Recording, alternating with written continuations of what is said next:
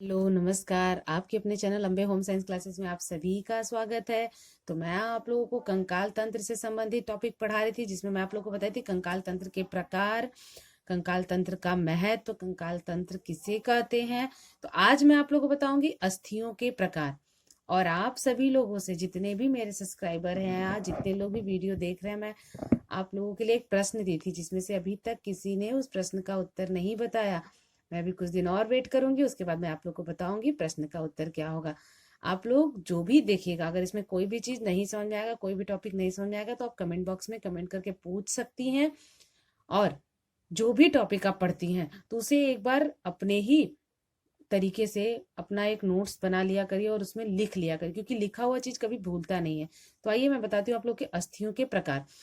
मनुष्य के शरीर में कुल 206 अस्थियां पाई जाती हैं और ये आकार और आकृति में भिन्न भिन्न प्रकार की होती हैं। प्रत्येक अंग में अलग अलग प्रकार की अस्थियां पाई जाती हैं। तो सबसे पहला जो है वो है लंबी अस्थियां। लंबी अस्थियां जो होती है वो दोनों सिरे कुछ कुछ गोलाकार और मुट्ठी नुमा होते हैं। जैसे आपकी मुट्ठी मुट्ठी बंद करते हैं ना, तो वैसे मुट्ठी नुमा होते हैं। और इन अस्थियों के जो मध्य होते हैं वो सॉफ्ट कहलाते हैं। और ये अस्थियां ऊपर से अत्यंत कठोर लेकिन मध्य में खोखली होती हैं। इनकी गुहा को मज्जा गुहा कहते हैं। इन्हीं की गुहा को क्या कहते हैं? मज्जा गुहा कहते हैं। और इसमें पीली अस्थि मज्जा तथा अस्थि के सिरों पर लाल अस्थि मज्जा होती है। और लाल अस्थि मज्जा से लाल रुधिराणु का निर्माण होता है। और खोपड़ी जो खोखली होती हैं, खोखली होने के कारण ही ये अस्थियां अधिक भारी नहीं होती। इस प्रकार की अस्थियां हाथ और पैर में पाई जाती हैं। जो लंबी अस्थियां होती है वो कहाँ पाई जाती हैं? हाथ और पैर में पाई जाती हैं। दूसरा है चपटी अस्थियां। चपटी अस्थियां जो होती हैं ये आकार में चपटी होती है, नाम से ही चपटी है, तो ये आकार में ही चपटी होती है। और ये ऐसे स्थान पर पाई जाती हैं जहां कोमल अंगों की सुरक्षा की अधिक आवश्यकता होती है। ये अस्थियां परस्पर मजबूती से जुड़ी रहती हैं। और ये अस्थियां कहाँ पाई जाती हैं? चपटी अस्थियां खोपड़ी, चेहरे, छाती व पीठ की अस्थियां जो होती हैं वो चपटी अस्थियां होती हैं। तीसरा है घनाकार अस्थियां। ये अस्थियां ऊपर से मजबूत तथा भीतर से खोखली होती हैं। ये अस्थियां ऐसे स्थानों पर पाई जाती हैं जहां अधिक खिंचाव पड़ता है, जैसे कलाई तथा टखने की अस्थियां। चौथा है वक्राकार अस्थियां। वक्राकार अस्थियां जो होती हैं ये कहीं लंबी, कहीं गोल और कहीं चौड़ी तो कहीं नुकीली होती है। जैसे नाम से ही समझ में आ रहा है वक्राकार। इसकी आकृति जो होती है हर जगह अलग अलग है, एक जैसी नहीं होती है। ये अस्थियां ज्यादातर जबड़े, कनपटी आदि अस्थियों में पाई जाती है। पांचवा है विषम अस्थियां। विषम अस्थियां जो होती हैं वो आकार में विषम होती हैं। और ये अस्थियां बहुत मजबूत होती हैं, जैसे कनपटी, जबड़ा, तालू की अस्थियां और रीढ़ की कशेरुकाओं। ये मजबूत मांसपेशियों से जुड़ी होती है। और छठवां है छोटी अस्थियां। ये छोटी और पतली अस्थियां होती हैं, जैसे हाथ पैर की अंगुलियों की जो अस्थियां होती हैं वो छोटी होती हैं। मैं अभी आप लोगों को अस्थि तथा उपास्थि में अंतर बताऊंगी, और नेक्स्ट वीडियो में मैं आप लोगों को बताऊंगी कि मनुष्य के शरीर में कहाँ कहाँ पर कौन कौन कितनी अस्थियां पाई जाती हैं। और अस्थियों से संबंधित आपके मैं अति लघु त्रिप्रश्न और बहुविकल्पी प्रश्न करवाऊंगी, क्योंकि विस्तृत के बारे में मैं आप लोग को पूरा डिटेल में बता दी हूँ। तो आप लोगों के लिए मैं अति लघु मोस्ट इंपॉर्टेंट क्वेश्चन और बहुविकल्पी जो प्रश्न है ऑब्जेक्टिव क्वेश्चन वो मैं लेके आऊंगी। और ये लेसन बिल्कुल आप लोग अच्छे से तैयार कर लीजिए। तो आइए देखते हैं हम लोग अस्थि या तथा उपास्थि में अंतर। पहला क्या है? जो अस्थि होती है वो अस्थि बाहर से कड़ी परंतु भीतर से छिद्रादार होती हैं। परंतु जो उपास्थि होती है ये कड़ी परंतु लचीली होती हैं तथा इनमें कोई छिद्र नहीं पाया जाता है। मैंने बताया था ना आप लोग को, जो लोग भी मांस खाते होंगे, जैसे मुर्गा खाते होंगे, तो मुर्गे की जो हड्डी होती है उसको अंदर अंदर का भाग देखेंगे तो छिद्र के जैसे, जाली के जैसे होता है, लेकिन जो उपास्थि होती है उसमें कोई जाली नहीं होती है। दूसरा है यह बाहर से हल्की गुलाबी परंतु अंदर से गहरी लाल होती है। उपास्थि यह सफेद या हल्के गुलाबी रंग की होती है। तीसरा है अस्थियां संपूर्ण शरीर में पाई जाती हैं तथा यह शरीर को एक आकार व ढांचा प्रदान करती है।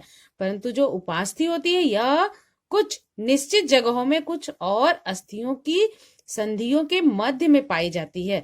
चौथा है यह काफी मजबूत एवं कठोर होती है। उपास्थि जो होती है ये मजबूत परंतु लचीली होती है। पांचवा है यह विभिन्न नाजुक अंगों जैसे हृदय, फेफड़ा, गर्भाशय इत्यादि की सुरक्षा करता है। और उपास्थि क्या करता है? यह विभिन्न नाजुक अंगों के निर्माण में सहायता करती है, जैसे कड़ पल्लव, नाक की ऊपरी हिस्सा इत्यादि। तो ये थे आपके अस्थि तथा उपास्थि में अंतर। एक और टॉपिक है आपके कंकाल तंत्र से अस्थि भंग। अस्थि भंग यानी फ्रैक्चर। ये जैसे अचानक गिरने से, सड़क दुर्घटना आदि के कारण जो होता है अस्थियां टूट जाती हैं और इनमें दरार पड़ जाती है, इसे ही कहते हैं अस्थि भंग। अस्थि भंग के लक्षण क्या है, यानी ये जो अस्थि भंग होते हैं हम किस प्रकार से उन्हें पहचानेंगे कि अस्थि भंग हुआ है। ठीक है, तो अस्थि भंग जो होता है क्या है? अस्थि भंग। ठीक है,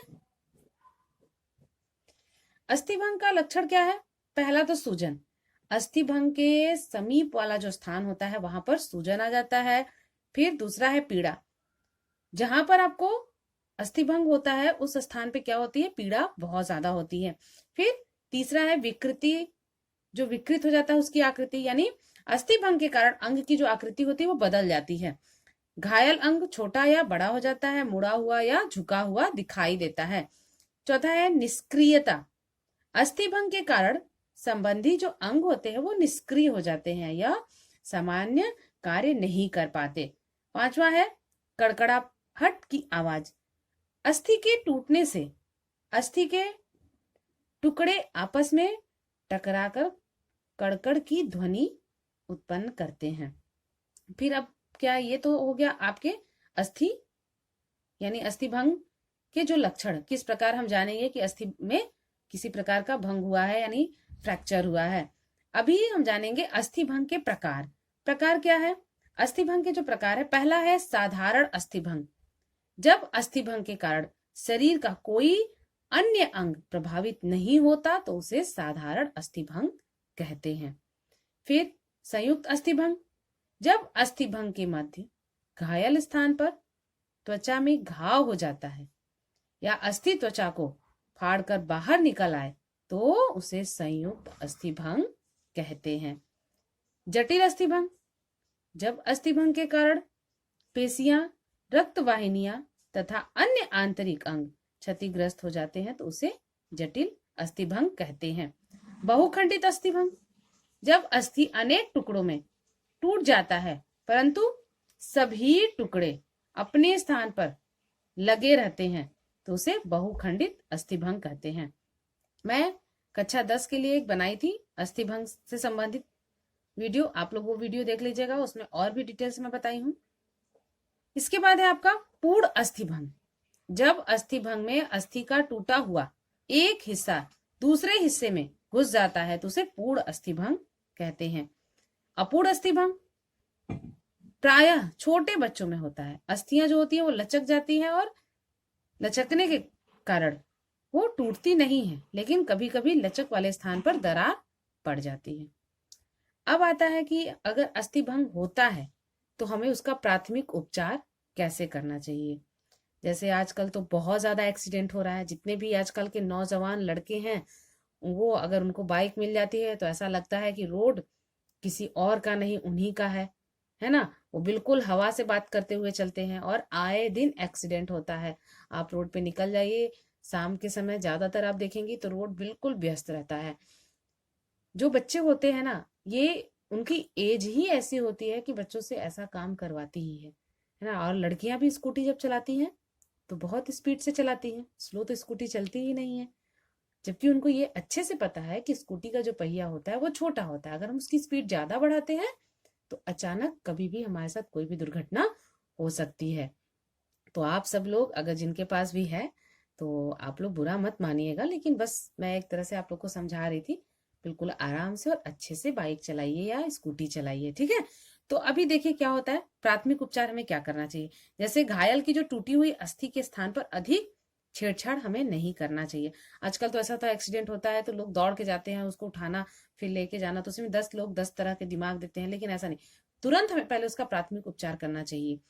फिर दूसरा है, घायल की जो टूटी हुई अस्थियां हैं उनके साथ बिल्कुल सावधानी से उनको उठाना, और अगर रक्तस्राव हो रहा है तो उस रक्तस्राव को रोकना चाहिए, और आवश्यकता पड़े तो रक्तस्राव को रोकने के लिए, जैसे अगर आपके पास कोई चीज नहीं है, कोई सूती कपड़ा है या गमछा है, कुछ भी, तो उससे अच्छे से उसको लपेट देना चाहिए। फिर घायल की टूटी हुई अस्थि को खपच्ची लकड़ी या किसी अन्य की सहायता से स्थिर कर देना चाहिए। जैसे आप लोग भी कुछ लोग किए होंगे बचपन में, अगर कोई छोटा जानवर रहता है उसके पैर टूट जाते हैं, जैसे मान लीजिए कोई डॉगी है या कोई आपका मुर्गी का बच्चा है, तो उस क्या बहुत ज्यादा हम लोग बच्चों से बहुत ज्यादा लगाव हो जाता है, तो उनके पैर में अगर कभी टूट जाता है तो क्या करते हैं, उसको खपाची बांध के कुछ दिन के लिए छोड़ देते हैं, तो वो पैर अपने आप जुड़ जाता है, क्योंकि वो छोटे होते हैं। और छोटे बच्चों का जो होता है हड्डी, उसका विकास होता है, उनमें कैल्शियम की मात्रा बहुत ज्यादा होती है, जिससे कि वो अस्थियों को जोड़ने में मदद कर देता है। तो ऐसे पहले जो थे, पहले के लोग डॉक्टर के पास ज्यादा नहीं जाते थे, ज्यादातर घरेलू इलाज करते थे। फिर सूजन को कम करने के लिए उन्हें बर्फ की सेकाई करनी चाहिए, और घायल को तुरंत, अगर ज्यादा चोट लगा है तो उसे तुरंत हमें अस्पताल पहुंचाना चाहिए।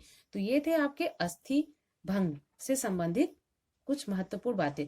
तो कंकाल तंत्र से संबंधित जो लेसन था, जो ज्यादा इंपॉर्टेंट था, वो मैं आप लोग को बता दी। कुछ महत्वपूर्ण प्रश्न है जो मैं आप लोग को नेक्स्ट वीडियो में करवा दूंगी, तो वीडियो को ध्यान से देखिए और मन लगाकर पढ़िए। धन्यवाद।